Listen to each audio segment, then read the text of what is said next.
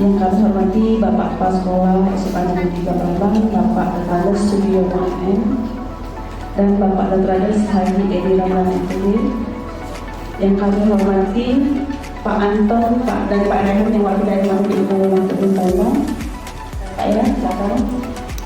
Yang kami hormati Kepala Instansi Promosi Kesehatan Rumah Sakit yang pada kesempatan ini diwakilkan oleh Ibu Sri Atika sebagai penanggung jawab promosi kesehatan rumah sakit. Yang saya hormati narasumber kita pada hari ini Dr. Beni Kusuma SPB Sub-Om Konsultan Mas, Dokter Spesialis Bedah Subspesialis Onkologi. Dan tak lupa juga bapak-bapak dan adik-adik yang kita sayangi. Puji dan syukur kita panjatkan Allah Subhanahu wa Ta'ala, kita dapat berkumpul di Allah SMA Negeri 3 ini dalam rangka penyuluhan kesehatan dan dialog kita tentang payudara di Indonesia, deteksi dini dan penanganannya. Selasa 22 Oktober 2024. Selanjutnya kita berikan kesempatan kepada Bapak Kepala Sekolah SMA Negeri 3, Bapak Dr. Sugiono MM, untuk memberikan kata sambutan. Kepada Bapak akan diserahkan. Bismillahirrahmanirrahim. Assalamualaikum warahmatullahi wabarakatuh. Waalaikumsalam warahmatullahi wabarakatuh. Selamat pagi dan salam sejahtera untuk kita semua. Alhamdulillah, wassalatu wassalamu ala rasulillah sayyidina Muhammadin ibn Abdillah. Wala haula wala quwwata illa billah. Rabbi shrah li sadri wa yassir li amri wa hlul 'uqdatam min lisani yafqahu qawli. Yang sama-sama kita hormati dan kita banggakan Bapak Dr. Beni Kusuma, spesialis bedah, spesialis onkologi, konsultan, Magister Administrasi Rumah Sakit. Selamat datang di SMA Negeri 3 Palembang, Pak Dr. Beni. Ini tadi bincang sebentar. Beliau adalah alumni SMA Negeri 3 Palembang tahun 80. Kamu sudah lahir belum? Belum ya. Ya, tidak ada yang salah. Kami yang belum lahir atau kamu yang terlambat lahir. Inilah SMA 3 Palembang sekarang, bro. Jadi mungkin agak berbeda, jauh berbeda, sangat berbeda dari tahun 80-an tentunya. Dan beliau tadi bilang bahwa yang ngajar biologi adalah almarhum Bapak Bun Haji Aman, dan kebetulan beliau juga adalah guru pamong PPL saya, PPL 2 saya. Jadi saya waktu PPL di SMA juga tadi praktek mengajar dibimbing oleh Pak Bun Haji. Kemudian jajaran dari Rumah Sakit Muhammad Husin Palembang, selamat datang ya semuanya yang hadir dalam rangka sosialisasi ya. Sosialisasi ini tentunya sangat bermanfaat nantinya untuk kita semua. Dan anak-anakku ini siswa berapa 10-11 ya? 10-11, 12 nggak ada? Oh nggak ada kan semua? Oh maksudnya konsultasinya karena mereka mau tamat gitu. Ini untuk anak-anak semua. Pertama marilah kita senantiasa bersyukur kepada Allah Subhanahu wa Ta'ala atas limpahan nikmat yang tak terhingga kepada kita, sehingga kita pada pagi hari ini bisa bertatap muka bersama-sama. Sangat luar biasa, sangat istimewa kita kehadiran Pak Dr. Beni Kusuma. Ini dia spesialis bedah dan tahun 80 saja sudah tamat SMA, sedangkan saya tahun 87. Jadi 7 tahun duluan Pak Dokter Beni. Pak Beni duluan lahir. Dan lihatlah seorang dokternya. Mungkin kalau lihat wajahnya, ya sama saja tuanya. Gitu ya. Jadi awet, sangat awet muda. Awet tua apa muda tua? Awet tua. Iya, awet tua.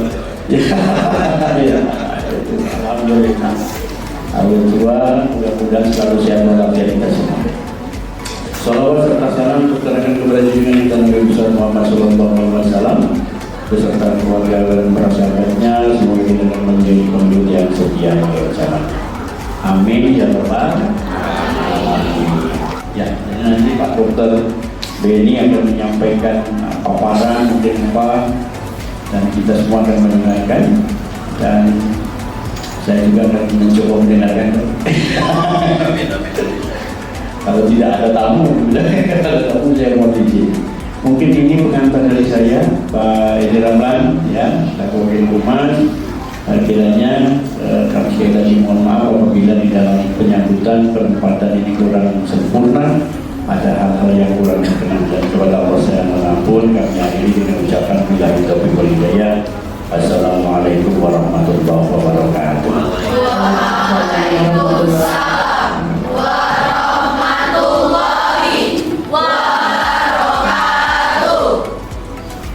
Terima kasih Bapak atas kata sambutannya. Selanjutnya itu untuk memberikan kata sambutan dulu membuka acara pada edukasi kesehatan kita disampaikan oleh Kepala Instalasi Promosi Kesehatan Rumah Sakit kepada Ibu Sri Atika. Kami silakan.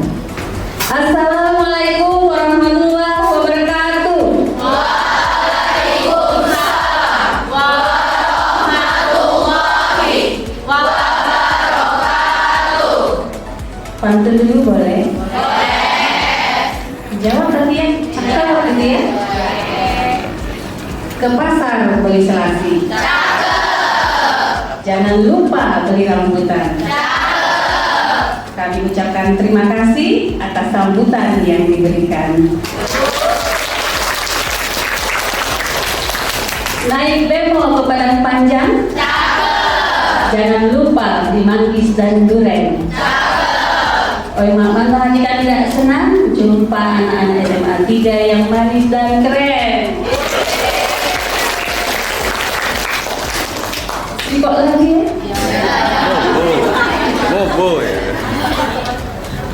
Tanam pinang rapat-rapat agar puyuh tak dapat berlari.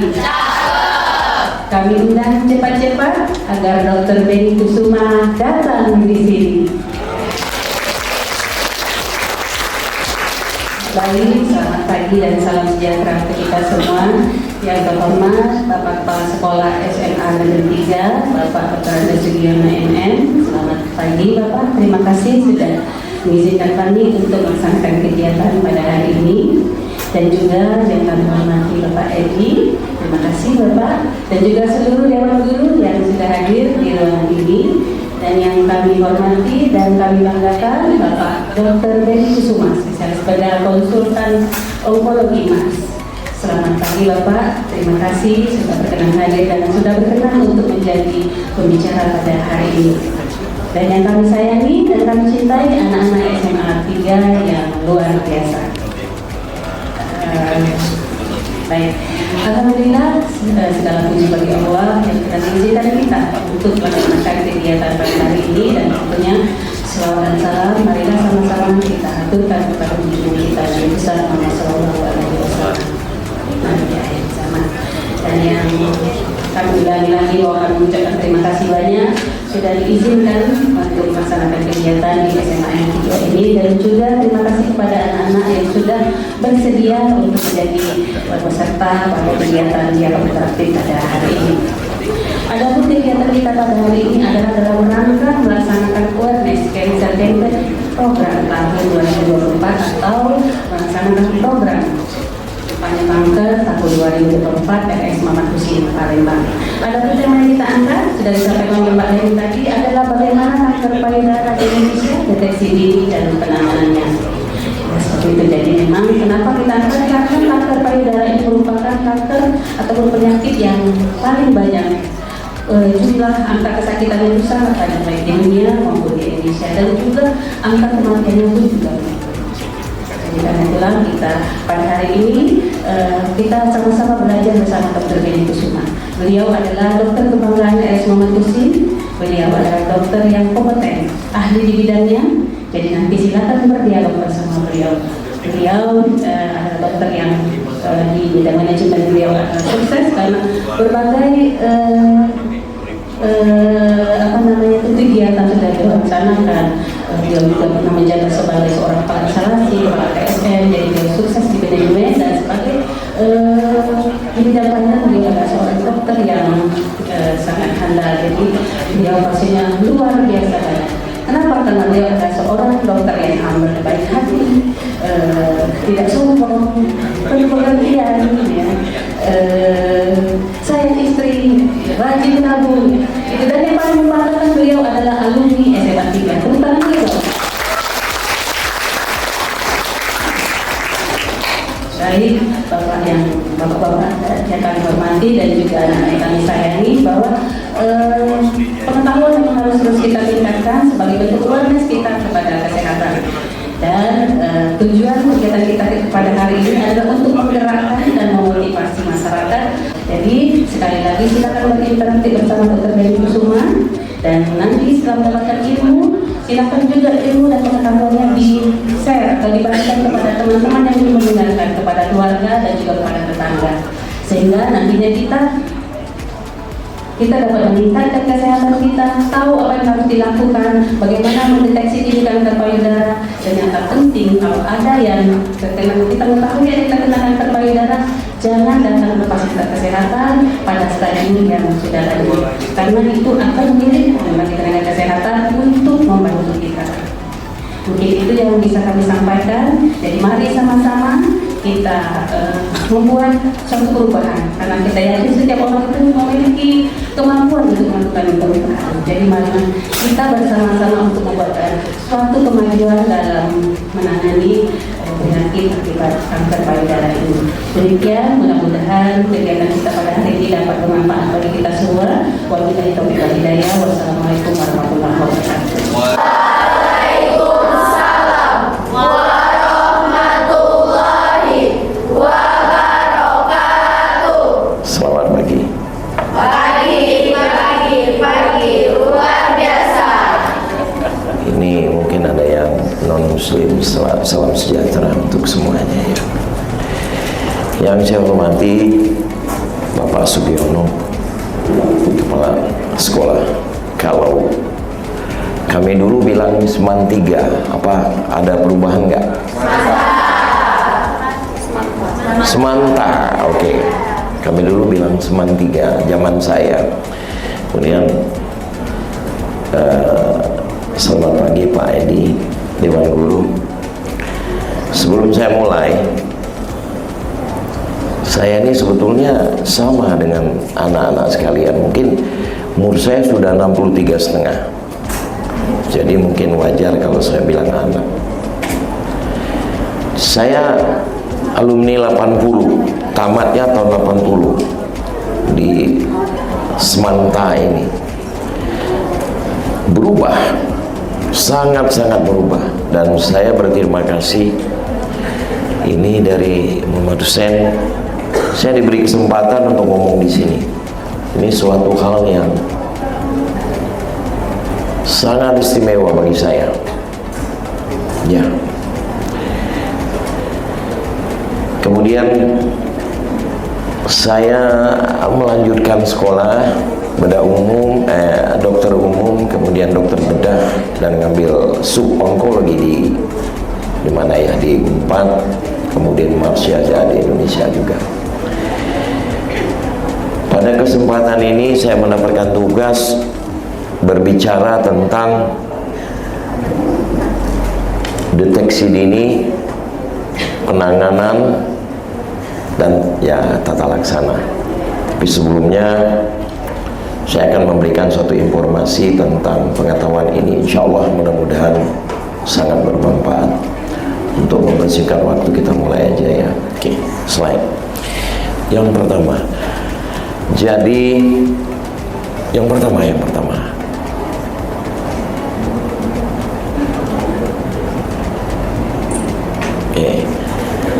Jadi ini adalah suatu deteksi dini dan tata laksana kanker payudara. Kalau kita berbicara masalah kanker payudara, kita selalu, kalau Ananda membaca buku, ketemunya adalah kalau di bidang tumor itu ngomongnya tentang epidemiologi.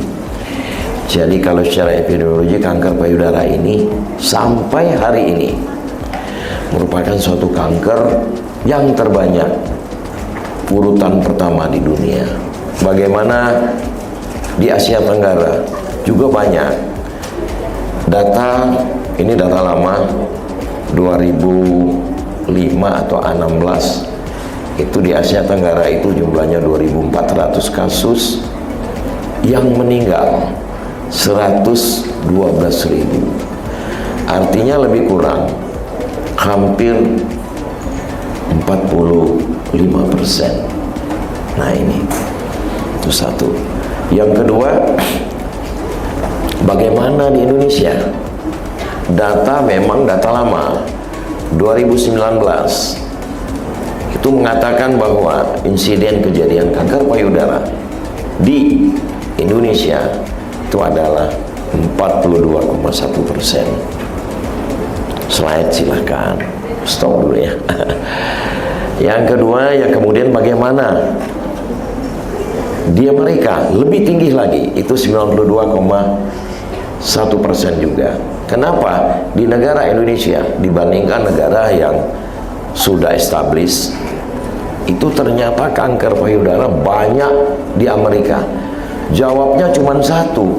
Hari ini yang kita bicarakan, yaitu tentang screening kanker payudara atau deteksi dini kanker payudara. Bedanya untuk negara yang maju, dalam hal ini Amerika misalnya ya, dibandingkan kita, kalau screening daripada negara yang maju itu, selain melakukan suatu pemeriksaan fisik, dia juga dibantu dengan memakai suatu alat yang nantinya gratis. Itu yang disebut dengan mamografi.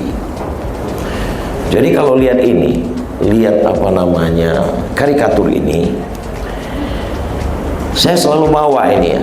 Dari tahun 2009 ini saya selalu pakai ini.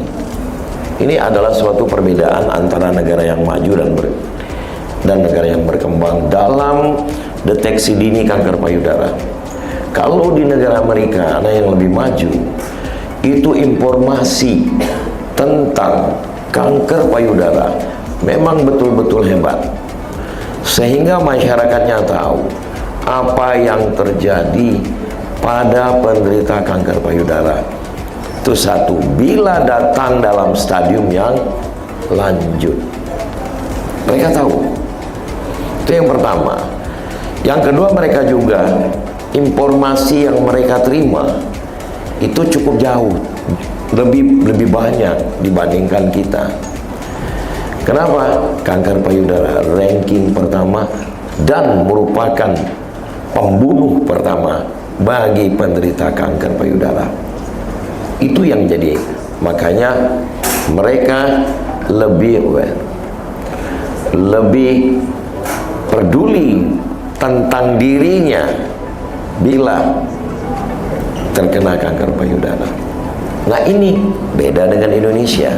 Indonesia cuma di kota, tapi kalau sudah jauh di daerah-daerah, saya juga orang dusun ya, saya orang dusun, tahu jadinya. Jadi informasi itu nggak sampai. Nah ini kesempatan kita akan berikan itu salah satunya. Jadi untuk tadi ngomong di Amerika, di India bagaimana? Di India cukup tinggi. Itu insidennya hampir 25,8 per 100.000 penduduk, yang meninggal 12,1% per 1.000 penduduk, per 100.000 penduduk. Silakan slide. Slide. Ini sudah saya bicarakan tadi. Slide. Terus. Nah ini. Oke. Satu lagi. Supaya kita mengerti apakah kanker payudara itu merupakan terbanyak. Ini ada satu data dari Globobogan. Nanti sebentar. Itu 2015. Kalau 2015 ini bahwa kalau kita diperkirakan kasus baru antara laki dan perempuan, kalau laki yang terbanyak adalah kanker paru. Kalau wanita dominasinya tetap nomor 2 kanker payudara. Silakan selain nomor 2, nomor 1 dia. Oke. Ini datanya 2015. Dari 2015 estimate kematian di 2015 ini tetap kanker prostat, tapi payudara tetap dia merekodikan ranking kedua. Tuh.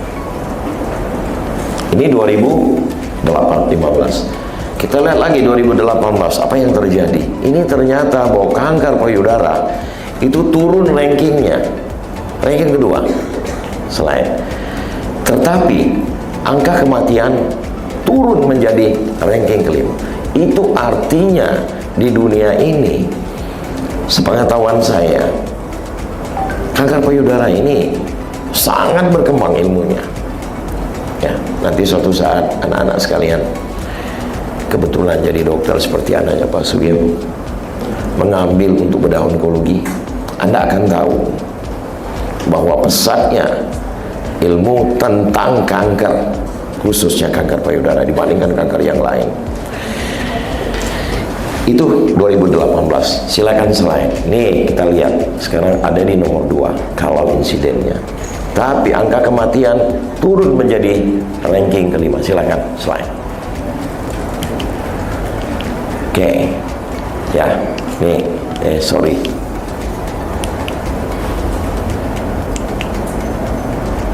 Nah, di tahun 2020 berubah lagi dia menjadi ranking pertama. Tapi kematian tetap di ranking kelima. Di tahun 2022 itu yang sangat tidak enak lagi.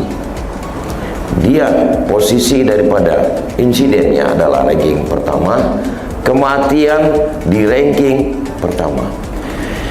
Jadi saya mengimbau sekarang, ini berapa jumlah ini sekarang ada di ruangan ini? 100 orang. Saya tidak mendoakan. Saya tidak mendoakan. Apakah anak-anakku yang di sini bebas dari kanker payudara? Awas. Awas ini.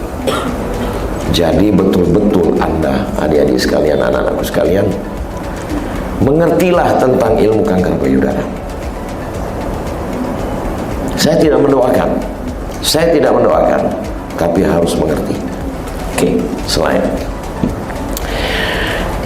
Jadi ini sudah kalau ini tahun 2022. Ini nih pertama. Ya. Ranking pertama, kematian tetap jadi ranking pertama. Kemudian bagaimana oke, silakan. Oke, ini ada satu orang pinter namanya Verley. Mengambil data di tahun 2012. Dia menghitung secara analisa. Dianalisa. Kemudian di tahun 2030 apa yang terjadi? Kanker payudara itu akan meningkat 50%. Sekarang kita lihat data. Nih lihat nih. Nah ya, 2012 di atas 65 itu nilainya menjadi 28.644. Di tahun 2030 meningkat 50%-nya secara statistik. Ya. Nah, ini hati-hati. Hampir meningkat 50% dibandingkan tumor yang lain. Oke, selain. Oh, ini bisa ya? Bisa ya? Oke. Perlu diketahui 20 detik di dunia ini satu wanita terdiagnosa atau terdiagnosa kanker payudara. Ngeri nggak? Nah, ini hati-hati ya. Nah, suatu fakta di Indonesia bagaimana? Di Indonesia kanker payudara itu tetap di ranking pertama dengan insidennya lebih kurang 0,5%. Itu ya. Kemudian data ini memberikan informasi ke kita bahwa kanker payudara yang terkumpulkan tapi ini tidak menyeluruh. Ya, tidak menyeluruh seluruh kota-kota di Indonesia. Cukup tinggi, 2016 kalau nggak salah ini datanya.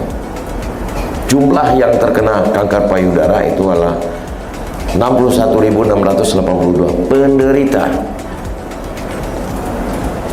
Dari 61682 ini yang meninggal 19.750. Artinya setiap orang, setiap hari 19 orang yang meninggal dikarenakan penyakit ini. Ini data ini bukan menyeluruh, hanya mewakili beberapa kota. Nah, ini saya akan berbicara sedikit. Dari 54 yang meninggalnya sedikitnya ada 11 orang penderita yang memiliki tipe yang paling berbahaya, ya, yang disebut dengan HER2 positif 2, positif 3. Nanti kita akan berbicara lebih lanjut. Jadi sebelum kita berbicara lebih lanjut, saya ulangi lagi, kanker payudara itu adalah suatu neoplasma ganas sel payudara di mana mempunyai sifat yang spesifik dan sangat spesifik. Apa spesifiknya? Sama dengan kanker lain. Kenapa? Menyebar. Kalau kanker itu adalah tumor yang ganas ya. Sifatnya adalah menyebar. Itu sifat yang umum. Karakteristik daripada kanker payudara memiliki sifat yang sangat khusus. Apa? Dia bersifat heterogen. Artinya, satu penderita yang menderita kanker payudara itu memiliki dua tipe kankernya. Nah, ini. Jadi dia bersifat heterogen. Ya, kita samakan persepsi. Nah, dari sekian ini sudah saya bicarakan di Kemenkes tadi. Jumlah kanker payudara di Indonesia 42,1. Di literatur kalau ada anak-anak membaca sekelompok kanker payudara 1-2 orang sampai 5 orang itu ternyata memiliki tipe yang sangat agresif, berbahaya. Kalau dia HER2 positif 3, itu dialah bersifat agresif. Apa yang agresifnya? Cepat tumbuh, cepat kambuh walaupun diobatin, dan dianya akan resisten dengan pengobatan kemoterapi. Nah, ini berbahaya sekali ya.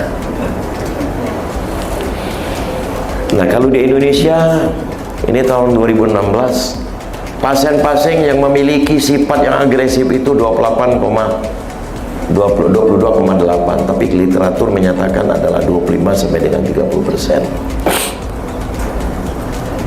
Ya, itu yang ininya, yang harus dipahami. Silakan Nak, silakan. Ini ya. Nah, ini yang bersifat agresif. Ya.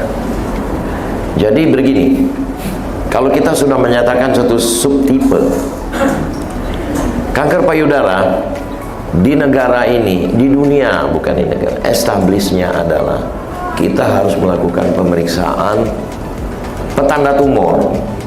Saya ulangi, pemeriksaan petanda tumor. Nah, pemeriksaan petanda tumor ini yang establish, yang semua orang tahu lah, apalagi pasien-pasien saya. Ada 3, ada 4. ER, estrogen reseptor, yang kedua progesterone reseptor, yang ketiga adalah HER2 tadi, HER2 new, dan satu lagi adalah Ki67.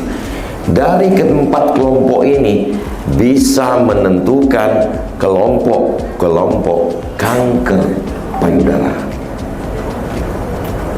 Nah, ini macam-macam kelompok ini banyak sekali.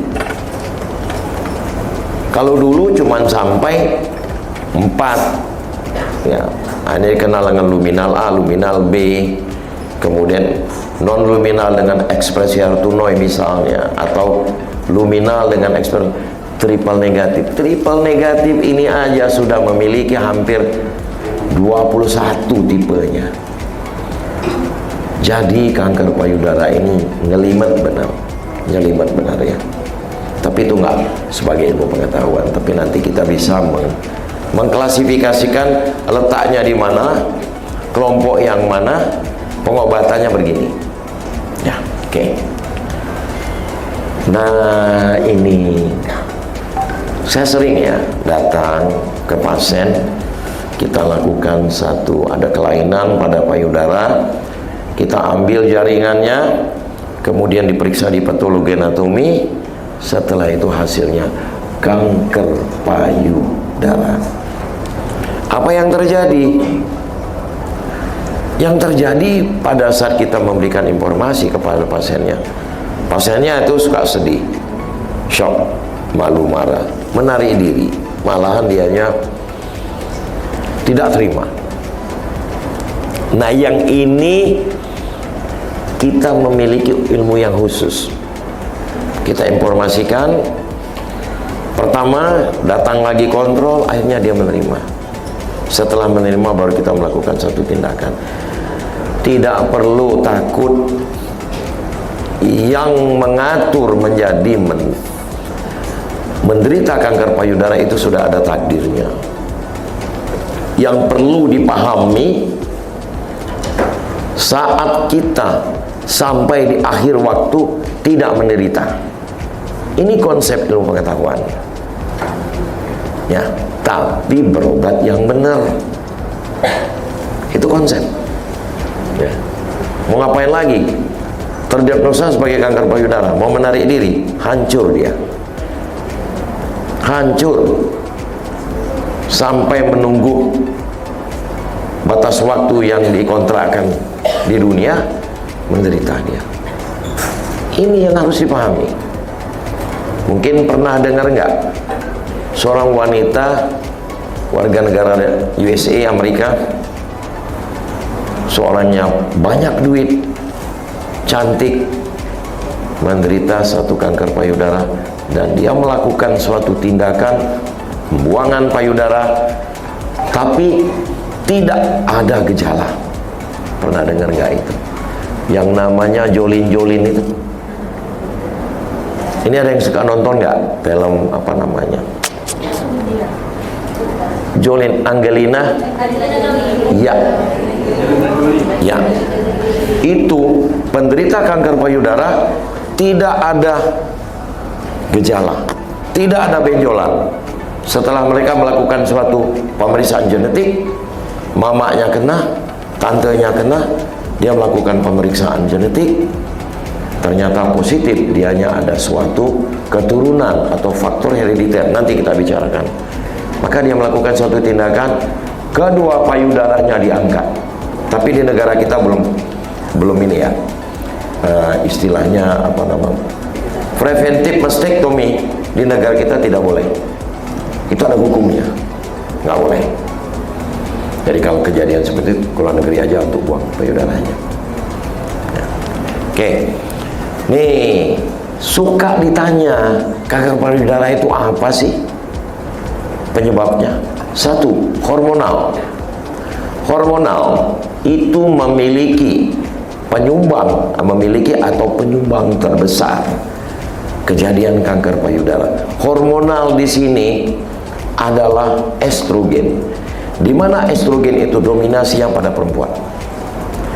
Kalau laki-laki, hormonal ada juga, itu yang dominasinya adalah progesterone. maka berkembang menjadi kanker prostat sesuai dengan ajaran agama kita. Tuhan itu menciptakan laki perempuan, pokoknya berlawan-lawanannya. Jadi sudah takdir. Hormonal yang terbanyak ini adalah ibu-ibu yang postmenopause, itu adalah 60-70%. Kemudian yang kedua, herediter, yang barusan kita bicarakan. Siapa Jolin tadi? Angelina Jolie. Herediter ini itu dia posisinya 5-10%. Jadi persentasenya hanya kecil, 5-10%. Tetapi apabila ada lini pertama dari keluarga, misalnya ibu, tantenya, adiknya ibu, kemudian ada riwayat kanker payudara, hati-hati. Hati-hati apa? Kemungkinan dianya akan dititipkan yang ini, herediter. Tapi 5-10%. Tapi tidak semua. Siapa yang kena itu? Bila nanti akan saya bicarakan juga. Bila tadi kan kita ngomong pertanda tumor, IR-nya, estrogen reseptornya negatif, PR-nya adalah progesterone negatif, kemudian Ki67 negatif, satu lagi HER2-nya negatif. Nah tadi saya ngomong HER2 new yang positif itu agresif. Tetapi apabila negatif, IR, PR negatif, sangat berbahaya, yang dikenal dengan triple negatif. Kalau ternyata itu positif, kita lakukan satu pemeriksaan dulu, mahal, harganya hampir 80 juta. Itu harus diperiksa di Belanda. Tapi sekarang sudah ada di Indonesia. Itu harganya hampir 5 juta, tidak di cover oleh BPJS. Nah yang ini nanti dibagi dua. Ada yang dikenal dengan BRCA1, BRCA2. Kalau BRCA1, hampir di sepanjang hidupnya orang tersebut akan kena kanker payudara itu 80%. Bayangin. Makanya saya ingatkan lagi di sini, wanita yang di sini tidak menjamin anandaku, Anda tidak dikenakan oleh kanker payudara. Ada kemungkinan. Nah ini yang harus dipahami. Nanti kita akan lihat nanti. Ya, oke. Gaya hidup. Nah ini yang berbeda dengan zaman saya dulu. Kalau zaman saya dulu, nggak ada yang gojek, gokar, nggak ada. Makanan kita makanan kampung dan sehat. Itu, ya. Oke, lanjut aja. Nah, bagaimana mendiagnosa suatu kanker payudara? Konsepnya ada 3: inspeksi, palpasi, dan penunjang. Yang kita kenal dengan nama, nanti kita bicarakan. Yang paling penting di sini adalah ada suatu kelainan, benjolan pada payudara. Sebelum saya ngomong lebih lanjut, yang datang ke saya umur 17, 18, 19, 20 itu selalu datang yang salah. Kenapa? Mereka wanita itu takut dengan nyeri. Yang takut datang ke saya, dok, kenapa payudara saya nyeri? Itu yang ditakutkan mereka. Tapi mulai hari ini, tolong dirubah pola pikirnya. Yang ditakutkan bukan nyeri, tetapi adalah benjolan. Saya ulangi, ubah. Yang ditakutkan benjolan. Kenapa? Dari literatur bahwa nyeri itu, benjolan itu dominasinya 68%. Nyeri hanya 12%. Sisanya yang lain-lain hanya 1%. Kenapa?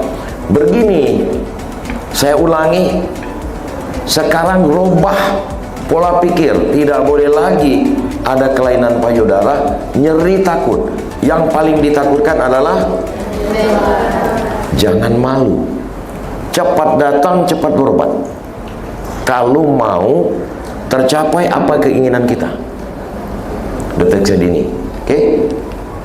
Nah ini Kalau kita mengetahui ilmunya ada satu benjolan, kita bisa mendiagnosa ini adalah suatu kelainan payudara yang sifatnya nanti adalah bisa diobati dan terlokalisir.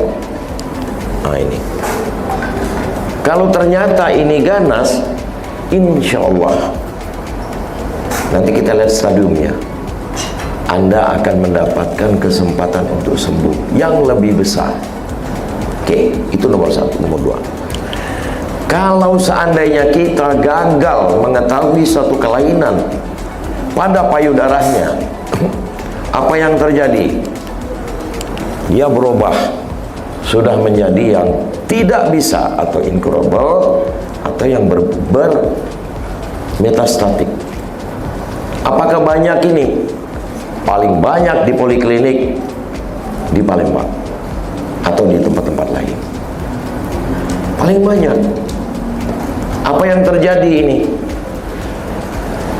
Orang yang pada posisi ini tidak akan pernah sembuh.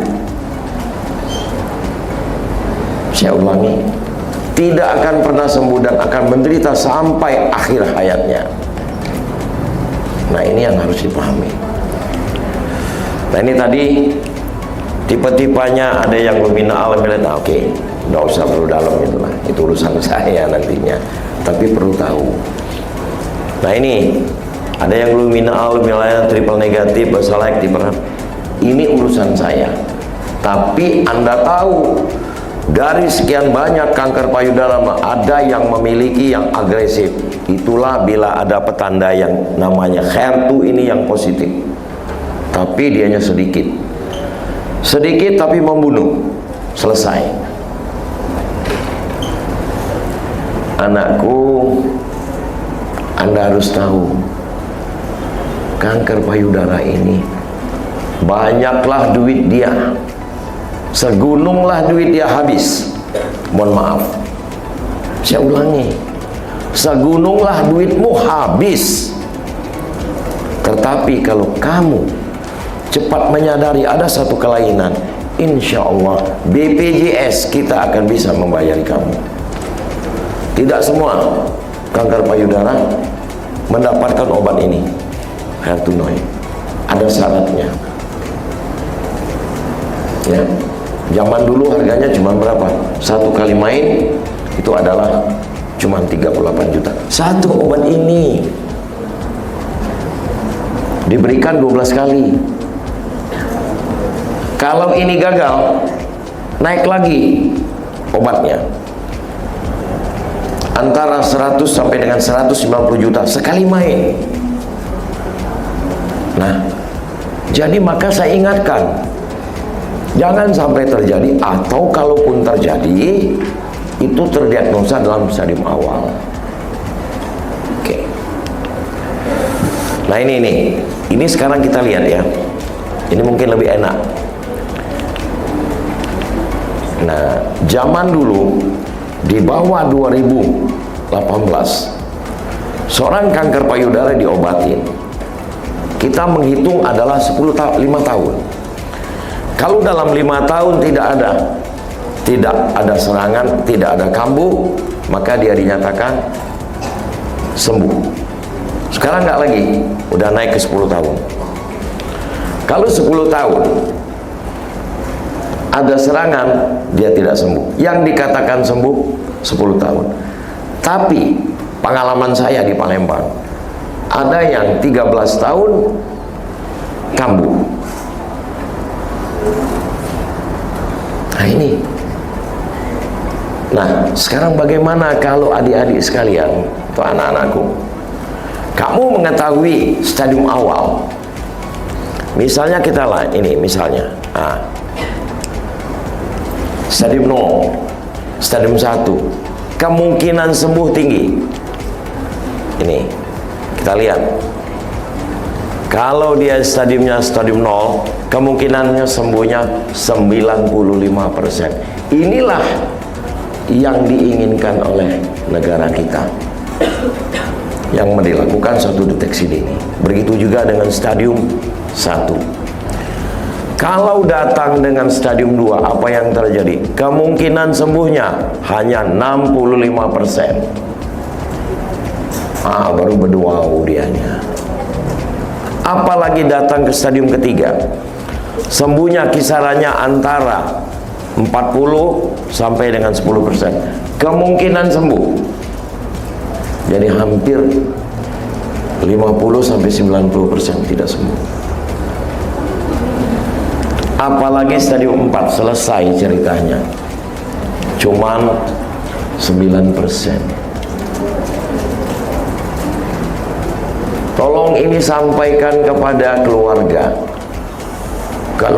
perempuan yang merasa dirinya perempuan, tolong kabarkan. Nggak main-main ini.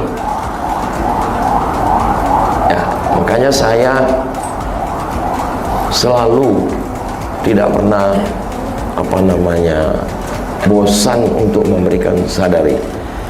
Kalau tentang penyakit, bagaimana ngobatinya, teknik terbaru, obat terbaru, kita ngomongnya bukan di sini.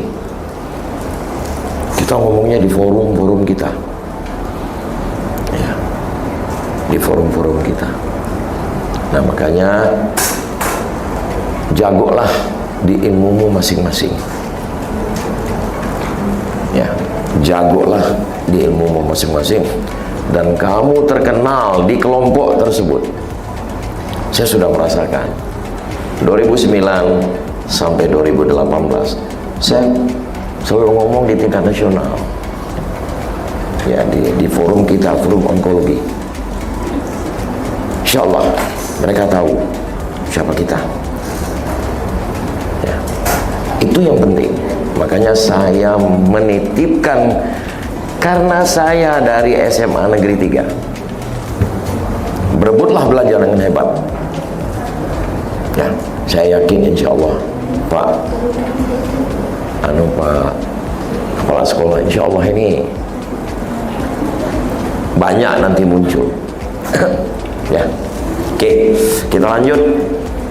Nah, ini saya akan ngomong tentang deteksi dini. Ini memang sudah program Kemenkes. Apa?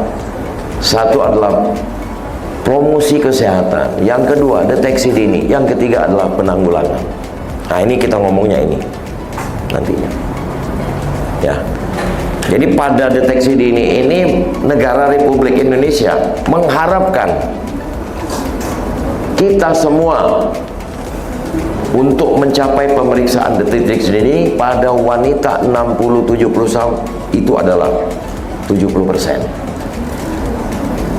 Kalau stadium 1, stadium 2 itu adalah 40%. Bila terdiagnosa dia ada suatu kelainan, maka penata laksanaannya kurang dari 90 hari. Itu yang dititipkan oleh Permenkes. Kita ngomong sadari. Apa sih sadari? Sadari adalah suatu pemeriksaan yang dilakukan secara mandiri. Apa yang diajarkan? Melihat, meraba, dan memijat. Itu konsepnya. Itu adalah suatu pemeriksaan fisik. Bila kalian melakukan sadari, nanti kapan kita akan bicarakan. Bila melakukan sadari, ternyata ada satu kelainan, benjolan, artinya jangan ngomong ke orang lain dulu, dirimu sendiri dulu. Anda ada suatu masalah dengan payudara, cepat datang, cepat untuk didiagnosa. Datanglah ke tempat kami, Rumah Sakit Mahmud Hussein ada. Kita tiap hari buka polinya. Ya. BPJS berlaku gratis insya Allah. Nah, jadi kalau ada benjolan, sudah menolong dirimu sendiri, bukan kita. Kita nanti sebagai penonton melihat yang saya bicarakan, melihat, meraba, dan memijat. Nah, ini yang akan saya ajarkan. Kalau kita melakukan suatu pemeriksaan fisik, inspeksi, melihat, meraba, kemudian memijat, itu hasilnya 85% sudah bisa menentukan kelainan payudaranya. Ya. Tuh. Nah, pertanyaan yang sangat menggugah hati. Apakah kanker payudara bisa dicegah? Ayo, jawab satu aja. Bisa dicegah nggak? Oke. Coba yang bilang bisa dicegah, dia angkat tangan. Semuanya nih angkat tangan ini kayaknya. Enggak, jangan malu-malu. Saya pengen tahu aja. Jangan malu-malu. Bisa dicegah nggak? Bisa. Nah, kalau saya lihat di sini dia malu ngangkat tapi dia bilang bisa. Oke. Jawabnya tidak bisa dicegah, titik. Kalian mau apa? Sebagai wanita, enggak takut kalian? Sekarang ini nyata. Makanya di sini dalam hal kita melakukan deteksi dini bukan pencegahan. Itu adalah pendekatan. Contoh. Pendekatan ini ada primer, sekunder, tersier. Kalau pendekatan primer, apa yang dilakukan? Pertama, makan sehat, aktivitas sehat, olahraga cukup, berpikir positif. Nih, apakah dapat mencegah terjadi suatu kanker payudara? Tidak. Dia hanya ngulur waktu. Ini jangan main-main loh. Kalau orang keluar di sini bilang cegah, itu bohong dianya. Ada ilmu pengetahuan. Tingkat adalah dengan memotong DNA RNA. Kapan dilakukan di dunia ini? Kapan di Indonesia? Mungkin 40 tahun ke depan. Terkecuali papamu banyak duit. Ya. Bawa kamu ke sana, ke suatu tempat, tahu ada terdeteksi, kita ada teknik. Atau kalau terjadi kelainan-kelainan yang diturunkan, duitnya ratusan juta sekali main. Tidak semua orang kan punya, termasuk saya. Oleh sebab itu, saya tidak segan untuk memberikan informasi. Oke. Nah, ini yang akan saya titipkan ini adalah suatu sadari. Ya. Apa yang dilakukan sadari? Satu, melihat apa yang dilihat. Tuh lihat. Ya. Kalian mempunyai tempat atau rumah, tempat privasi, kamar, harganya murah, dengan 3 buah jari dan 1 buah kaca. Anda lihat sendiri. Buka bajumu. Bukan di sini. Makanya saya bilang tadi, Anda memiliki tempat privasi. Itulah di kamarmu. Lihatlah sendiri payudaramu. Ya.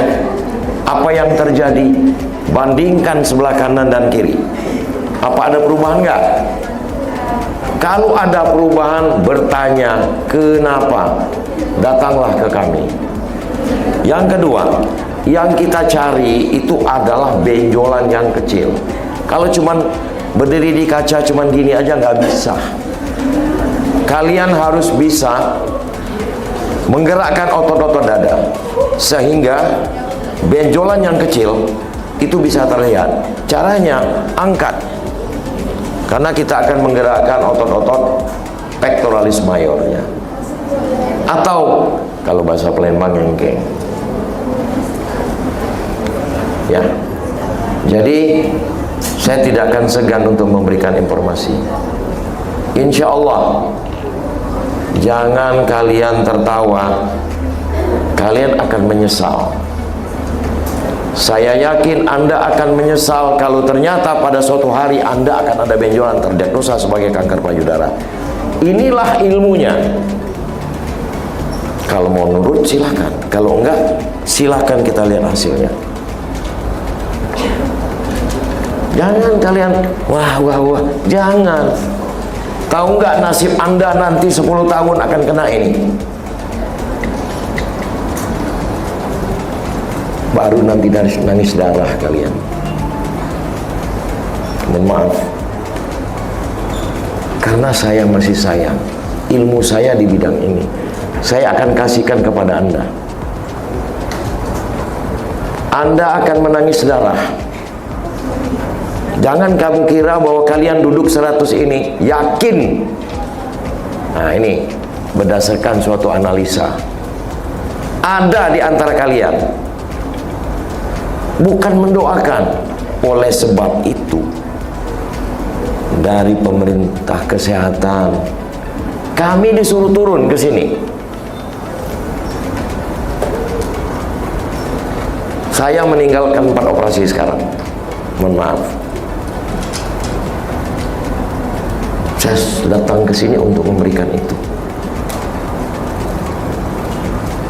Ya.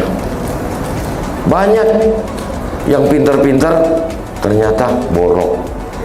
Udah stadium 3, 4. Anda tahu, stadium 4 kemungkinan sembuh cuma 8%. Apa yang terjadi? Menderita seumur hidup. Jujur saya kasih tahu, banyak pasien saya. Kalau ada keluarganya yang terkena stadium 4, menderita menuju ajal, Anda akan tahu, tersentuh hatimu. Jangan terjadi. Ini sudah saya kasih tahu. Oke. Kemudian Anda bisa melihat di kamar mandi, di tempat tidur, silahkan. Kalau ada benjolan, konsepnya takut pada nyeri atau takut pada benjolan? Amin. Itu konsep. Tolong masukkan ke dalam ini. Ya, tolong masukkan. Oke. Nah, cara melakukan pemeriksaan tadi melihat. Ini perabaan. Nggak usah tiga-tiga dipelajari. Ambil aja yang ini. Kenal dengan obat nyamuk zaman dulu nggak? Itu melingkar. Jadi dari luar ke dalam sampai ke puting susu. Kapan kita melakukan? Kita membagi 2 kelompok. Kelompok yang menstruasinya aktif. Saya ulangi, kelompok yang menstruasinya aktif. Waktu mens, tunggu sampai kering. Kalau muslim boleh sholat. Saya ulangi, kalau muslim boleh sholat. Ditambah 7 hari lagi. Kenapa ditambah 7 hari? Karena 7 hari setelah kering, itu payudara kita kembali normal. Cuman orang-orang tertentu yang bisa melakukan pemeriksaan payudara pada saat itu, dia tahu itu ada suatu kelainan. Ya. Boleh di kamar mandi melakukannya, perabaan tadi, boleh di tempat tidur, tetapi syaratnya kan tadi kalau dia berdiri kan gini, kalau dia tidur ganjel. Oke. Nah, pijat puting susu. Jadi jangan, mohon maaf ya, ini sebetulnya sangat tidak bagus ini. Tapi mau tidak mau saya harus bawakan foto ini. Bila Anda memijat puting susu, kemudian tidak hamil, tidak menyusui, keluar cairan, hati-hati. Ya, oke. Satu lagi, periksa ketiak. Karena kanker payudara 70% dia akan menyebar melalui ketiak. Juga, nah, kanker payudara juga menyebar ke tulang apa ya ini ya? Leher ini. Kalau kami bilang klavikula, kalau ini bilang apa ya? Lupa saya. biasanya di atas atau di bawah. Itu tandanya kalau sudah ada di sini, sudah ada di bawah. Ini nih, lihat. Kalau misalnya ada di atas ini kan di atas, atau di bawah sini ada, selesailah Anda masuk ke stadium 4. Kalau stadium 4 tadi kemungkinan sembuhnya berapa persen? 4%. Takut nggak kalian? Takut. Nah, syukurlah. Konsepnya tidak boleh, yang harus dipercayai benjolan bukan nyeri ya. Oke, sepakat kita. Nah, kalau sadarnis gimana? Sadarnis itu sadari seperti tadi, inspeksi, melihat, meraba, tapi ditambah dengan alat-alat khusus. Tadi kalau kita dengan pemeriksaan fisik seperti tadi, akurasinya cuma hanya 85%. Tapi kalau kita tambah dengan alat lain yang seperti di Amerika dengan melakukan mamografi, bertambah dia. Ini ya, 85%. Kemudian kita melakukan mamografi, bertambah menjadi 90%. Pastinya suatu kelainan kanker atau kelainan atau masalah pada payudara, tergantung dengan melakukan biopsi. Nah, ini kalau mamografi ya. Kalau kita melakukan biopsi, maka finalnya adalah 100% dianya kanker atau bukan. Biopsi itu mengambil jaringan, dioperasi, tapi sedikit yang diambil. Nah, ini sebetulnya hanya informasi, tapi Anda harus tahu bagaimana terapinya. Inilah berbeda dengan suatu kebiasaan kita di kampung tuh, istilahnya apa ya?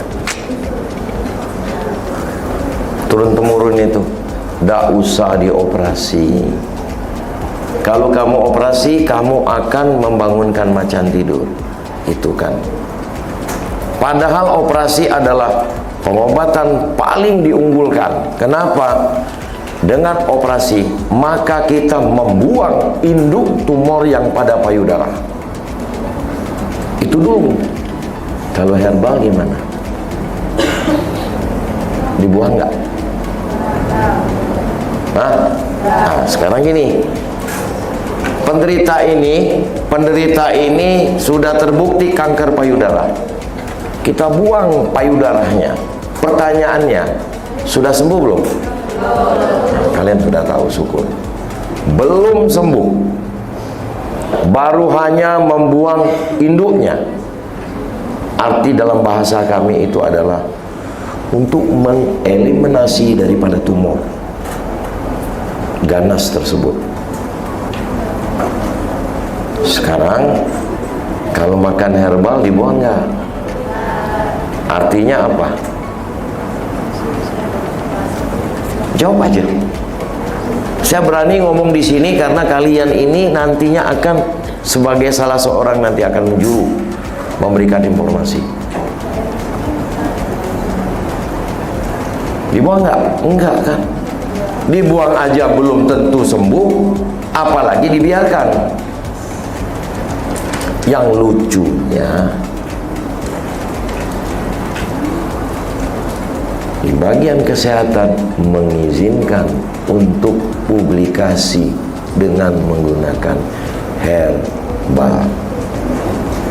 Saya tidak mau berantem dengan orang itu. Silakan Anda menggunakan kebijakanmu untuk berpikir. Mana yang Anda pilih? Dioperasi aja belum tentu sembuh, apalagi enggak. Kalau sudah dibuang sembuh nggak? Belum. Adalah kita nanti pengobatannya dengan kemoterapi misalnya. Nah ini, sistemik terapi itu komponennya bisa dengan menggunakan hormonal terapi, bisa menggunakan kemoterapi, bisa menggunakan biologi terapi, radiasi. Dalam dunia kedokteran, final semuanya untuk apa? Ini baru saya ngomong, adalah agak sedikit ateis. Kenapa? meningkatkan umur menjadi panjang. Ayo ateis, biarin aja. Yang penting kita sehat. Oke. Nah, kalau seandainya kita gagal melakukan deteksi dini, maka jadinya ini. Jadi adalah metastatic breast cancer. Apa yang terjadi? Pasien ini sudah incurable. Jelas? Apa yang terjadi? Tumornya sudah ada di tulang, tumornya sudah ada di hati, dan tumornya sudah ada di paru-paru. Artinya apa? Menunggu sampai pulang kembali. Menunggu itu kalau bisa jangan menderita. Kalau kita menunggu menderita, kasihan. Nah, jadi obatnya apa? Terbalik, tidak lagi dioperasi. Pakai obat ini dulu. Setelah obat kemoterapi ataupun balajiterapi ataupun disebut dengan endokrin terapi atau radiasi, berhasil nggak obatan kita? Kalau tidak berhasil, innalillahi wa inna ilaihi, kalian akan menangis melihat orang-orang tersebut menderita. Benar ini. Nah, jangan terjadi di kita dan keluarga kita. Ini pesan saya. Nah, kalau berhasil baru dioperasi. Kalau tidak berhasil, cuman doa. Nah, inilah gambaran-gambaran yang saya temukan di poliklinik. Anda boleh lihat. Ya, ini sering kita temukan. Yang seperti ini. Ini hampir 70% di poliklinik seperti ini. Artinya bahwa masyarakat kita tidak mengerti. Nah, ini saya titip kepada anak-anak yang ada di sini. Tolong kasih informasi ke masyarakat bahwa bahayanya kanker payudara. Jangan datang seperti ini. Kalau datang seperti ini tidak akan sembuh. Oke, itu saja dari saya. Terima kasih. Assalamualaikum warahmatullahi wabarakatuh.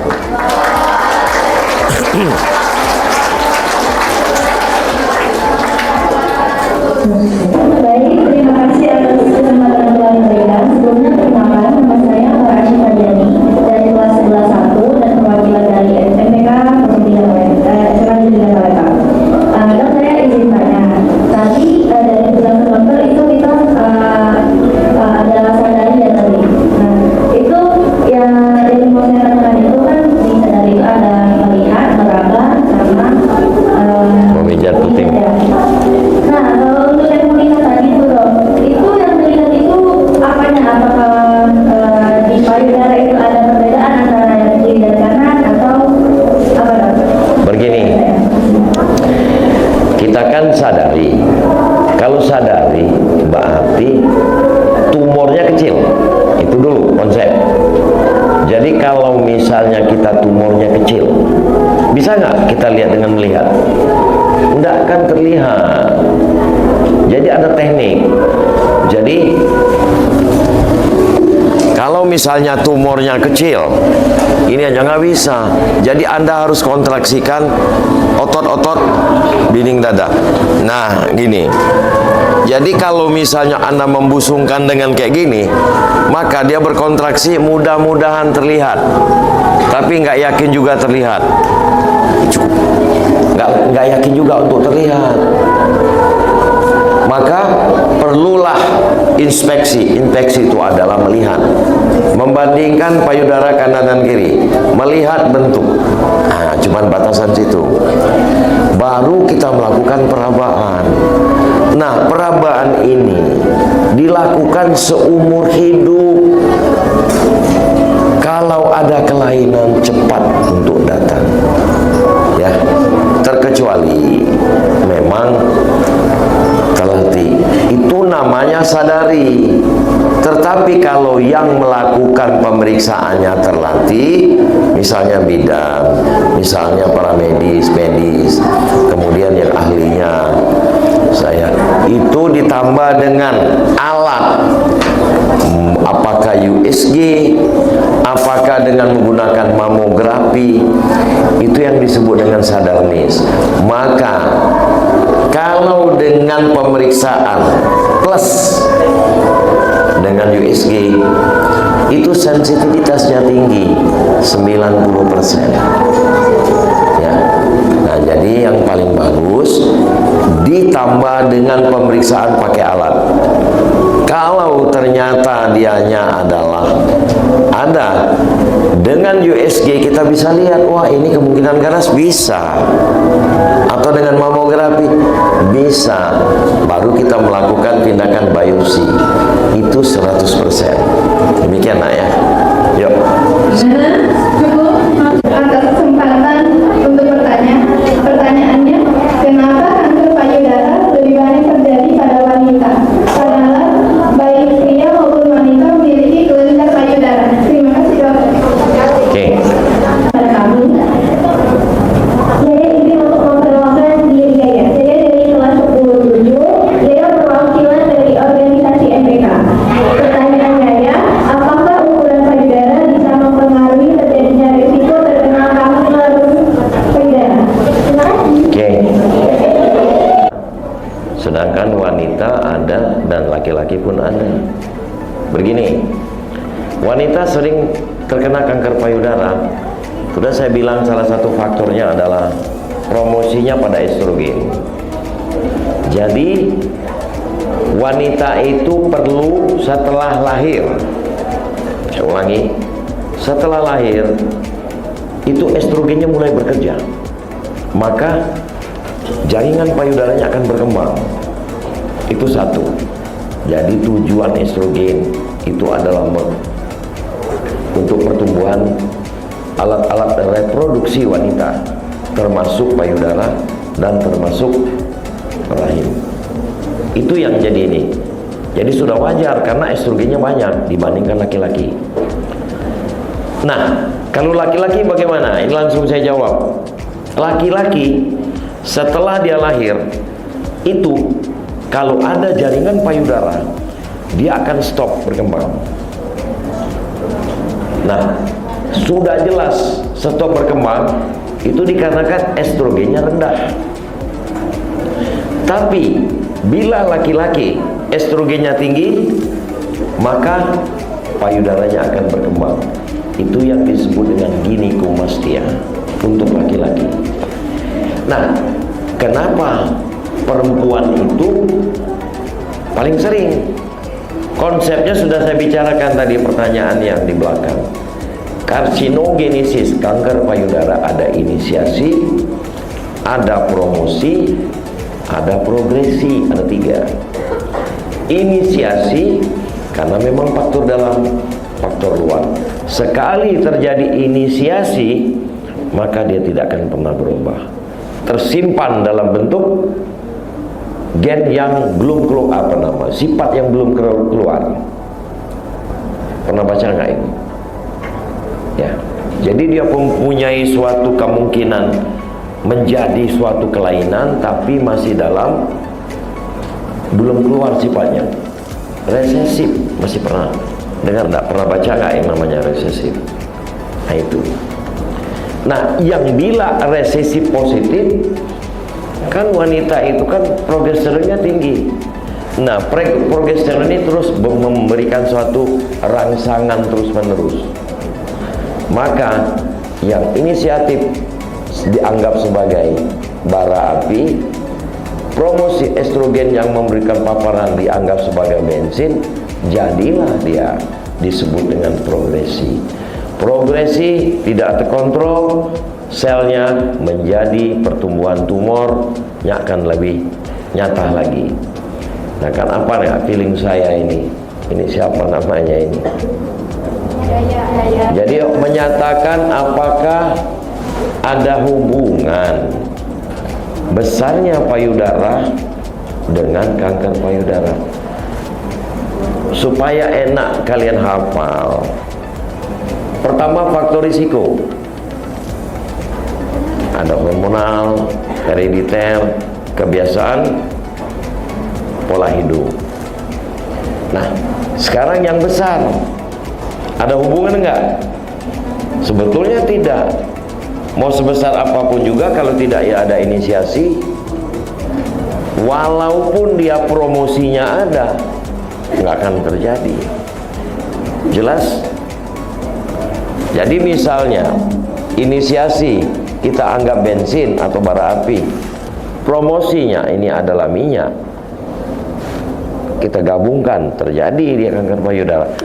Kalau promosinya tidak ada api, tidak ada bara api, bensin kamu taburkan, jadi nggak kebakar. Nah, itu kira-kira. Demikian ya informasinya. Terima kasih.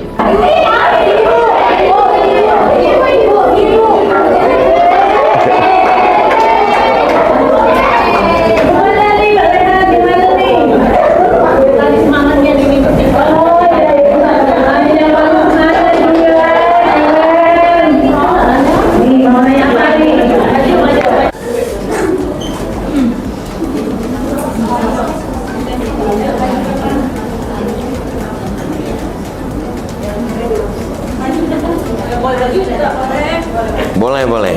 Dari sebelumnya dokter izinkan Alifa bertanya, perkenalkan nama Alifa Alifa dari kelas 11 dan dari program OSIS Mata. Jadi di sini Alifa izin bertanya, Alifa kan pernah ada pengalaman dari seseorang, jadi seingat Alifa dia itu pernah terkena kanker payudara. Nah, salah satu payudaranya sudah diangkat dokter, tetapi dia terkena di payudara satunya lagi kanker tersebut. Nah, apakah dari kanker yang sudah diangkat itu apakah masih bisa menyebar ke kanker sebelahnya lagi dokter? Terima kasih. Ya, dioperasi, apakah sudah sembuh? Jawabnya itu satu, karena penyebaran daripada kanker payudara itu bisa dikarenakan satu, bila kondisi tubuhnya ke dalam kondisi tidak fit. Itu yang pertama. Yang kedua, memang kankernya sendiri itu mengalami perubahan biologi tumornya. Biologi tumornya berubah, kondisi orangnya sakit, imunnya rendah, kembang dia menjadi. Nah, hubungan pertanyaannya, orang yang sudah dilakukan mastektomi, kemudian terjadi meta ke kontralateral, itu biasanya, coba kamu tanya lagi dengan orang yang sebagai yang ditanyakan itu, apakah sudah meninggal, apakah dia ada lakukan kemoterapi nggak? Di kemoterapi nggak? Kemoterapi dulu atau payudaranya dibuang? Payudara dulu, yang kemoterapi dulu baru payudaranya dibuang. Dokter ada yang menjawab, jadi dia kemoterapi terlebih dahulu, terus payudaranya itu diangkat, dan nggak lama kemudian itu 1 tahun ke 2 tahunan dia terkena kanker payudara lagi, dan dari situ dia Iya, kan sudah saya jawab.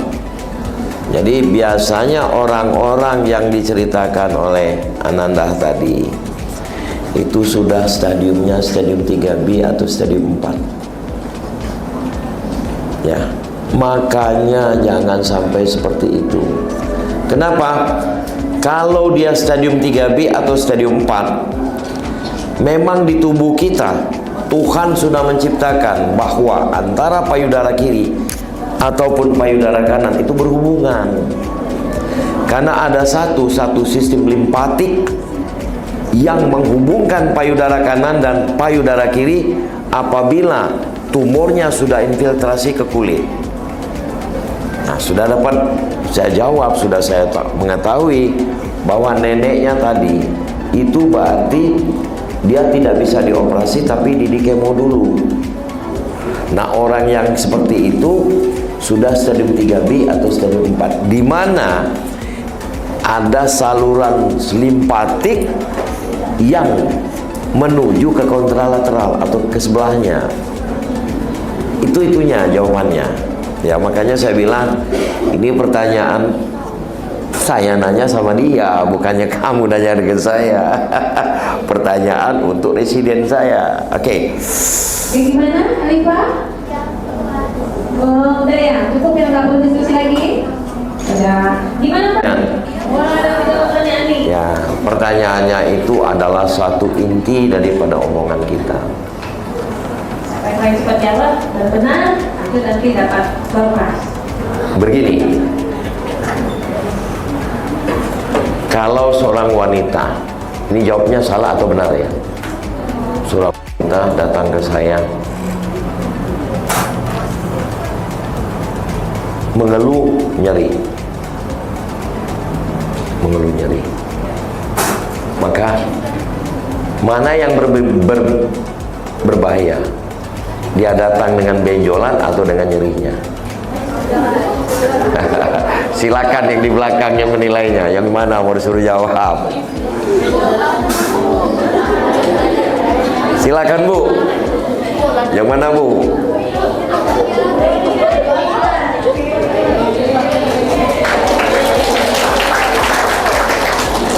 Silakan Mak. Ya, sebelumnya Nadim izin untuk memperkenalkan diri. Perkenalkan, nama Nadim Biasa Fadila dari kelas 24. Nadim dari perwakilan OSIS SMA Negeri 3 Palembang. Nadim izin untuk jawab. Untuk yang lebih berbahaya itu jika wanita itu datang dengan benjolan. Ya. Terima kasih. Terima kasih. Saya merasa senang sekali hari ini. Saya sudah merubah satu mindset. Wanita 100 orang di sini sudah mulai mengerti apa yang harus saya sampaikan. Itu satu. Terima kasih Nak. Pertanyaan kedua, kanker payudara itu dapat terjadi pada semua orang ya. Kemudian faktor risiko mana yang tertinggi? Apakah seorang wanita umurnya 60-70 tahun atau wanita umurnya 30 tahun atau wanita umurnya 19 tahun? Silakan yang menjawab itu yang sebelah sana tuh, yang di belakang sekali itu. Ya itu.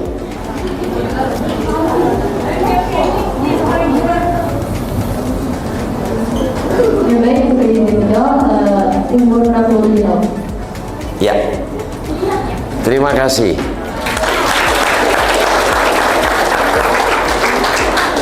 Saya tidak menyesal untuk datang ke sini. Ya, betul. Jadi apa yang kita inginkan itu tercapai. Ya. Kemudian pertanyaan terakhir.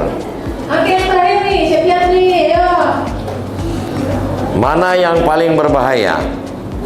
Datang dengan stadium 1 atau datang dengan stadium 4?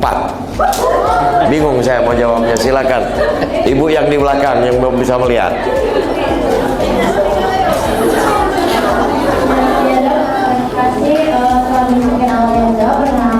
Nama Amalia Nabila Amalia Putri dari kelas 11 dan Oh tadi Amalia tadi. Menurut Amalia pribadi lebih berbahaya datang saat sudah di stadium 4 dong. Oke. Jadi final ya, sesuai dengan suatu janji ataupun perintah dari Kemenkes bahwa ada 3 pilar. Pilar pertama ini adalah promosi kesehatan, pilar kedua deteksi dini, pilar ketiga itu adalah suatu pengobatan. Nah, di 3 pilar itu ternyata bahwa kita diminta untuk melakukan suatu deteksi dini pada pasien-pasien umur 60-70 tahun itu harus mencapai 80%. Artinya kita harus meninggalkan stadium 3B dan stadium 4 ya. Jadi artinya kalau stadiumnya stadium 4 itu akan berbanding terbalik dengan outcome penyembuhan. Makin rendah dia datang, maka outcome penyembuhan makin tinggi. Atau sebaliknya, makin tinggi stadiumnya, maka outcome hasilnya akan makin rendah. Demikian Bu Atika. Jadi ini surprise sekali. Saya sangat bangga dengan kalian, nak. Itu aja. Ya. Demikian, saya kembalikan kepada narasumber anunya ini, apa namanya? Ibu ini di Bu Wenti ini soal ini. Terima kasih Bapak penyampaiannya. Kami lanjut penyampaian dari dan jawab. Tadi siapa yang referensi? Boleh lanjut ke depan? Ada berapa Mbak Reni? Jadi saya sebut namanya Putri. Lalu maju ke depan. Tadi sudah bertanya bersama Mbak Reni. Silakan ke depan. IQ.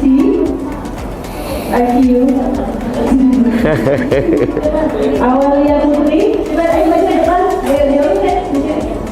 Anissa, Sipa, Rizky, Sipa Mardani ya namanya. Dua yang pintar nih.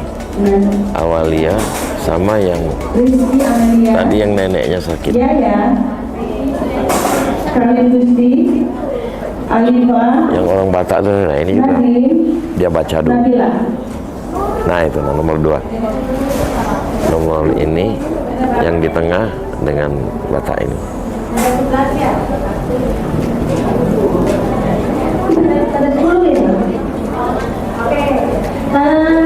Ini tadi sudah kita janjikan untuk mendapatkan door prize sebesar Rp50.000 untuk hotel apa tadi ini? Pulsa ya? Pulsa. Tapi mohon kesediaan Dr. Bedi Kusuma dan sudah Ayo. sudah membagikan data. Iya, mana nih? Siapa namanya, nak? Ya, ya ini ya. Ya, silakan. Bapak. Silakan. Ayo, yang lain-lain juga. Siapa namanya, nak? Siapa? IC, bukan ICU. Bapak silakan. Selamat ya. Siapa namanya? Belajar ya. Iya Pak. Dapat juga. Lagi, Pak. Ayo, Pak. Ayo, masih ada waktu anunya.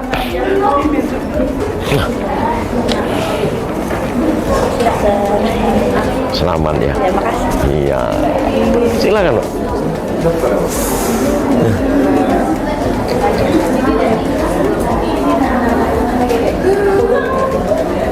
Ini saya tahu loh. Yang pengen jadi dokter ada saya tahu. Dua ini. Ya. Kita buktikan omongan saya. Ayo.